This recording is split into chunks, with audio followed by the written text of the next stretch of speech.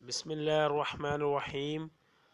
السلام علیکم ورحمۃ اللہ وبرکاتہ۔ رب ارحمہما کما ربیانی صغیرا۔ اے میرے رب، میرے ماں باپ پر اس طرح رحم فرما جس طرح انہوں نے بچپن میں مجھ پر کیا تھا۔ گھر میں غربت آنے کے اسباب: نہانے والی جگہ پر پیشاب کرنا، ٹوٹی ہوئی کنگھی سے کنگھا کرنا، گھر میں کوڑا کرکٹ رکھنا، رشتہ داروں سے بدسلوکی کرنا، مغرب اور عشاء کے درمیان سونا، دانت سے روٹی کاٹ کر کھانا، مہمان آنے پر ناراض ہونا،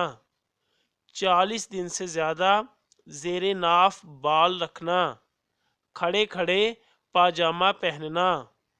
عورتوں کا کھڑے کھڑے بال باندھنا، صبح سورج نکلنے تک سونا، درخت کے نیچے پیشاب کرنا، قبرستان میں ہنسنا، رات میں سوالی کو کچھ نہ دینا، برے خیالات سوچنا، استنجا کرتے وقت باتیں کرنا، ہاتھ دھوئے بغیر کھانا کھانا، دروازے پر بیٹھنا، لہسن اور پیاز کے چھلکے جلانا، پھونک سے چراغ بجھانا، جوتا اور چپل دیکھ کر سیدھا نہ کرنا، رات کو جھاڑو لگانا، اندھیرے میں کھانا، قرآن مجید نہ پڑھنا، ٹوٹا ہوا سامان استعمال کرنا، بائیں پاؤں سے پاجامہ پہننا، آمدنی سے زیادہ خرچ کرنا، دانت سے ناخن کاٹنا، بیت الخلاء میں باتیں کرنا،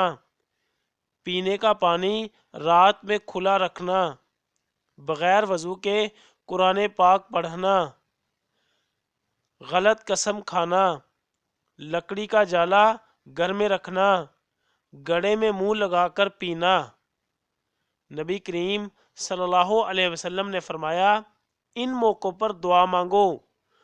جو ان موقعوں پر دعا مانگے وہ دعا رد نہیں ہوگی۔ جب دھوپ میں بارش ہو رہی ہو، جمعہ کے دن، فرض نمازوں کے بعد، رات کو جب آنکھ کھلے، جب اذان ہو رہی ہو، سفر کے دوران اور مصیبت کے وقت۔ یا اللہ، خاندان اہل بیت کی سچی محبت ہمارے دلوں میں راسخ فرما۔ یا رسول اللہ صلی اللہ علیہ وسلم، ہمارے ماں باپ اور ہماری آل اولاد آپ صلی اللہ علیہ وسلم پر قربان ہو، آمین یا ارحم الراحمین۔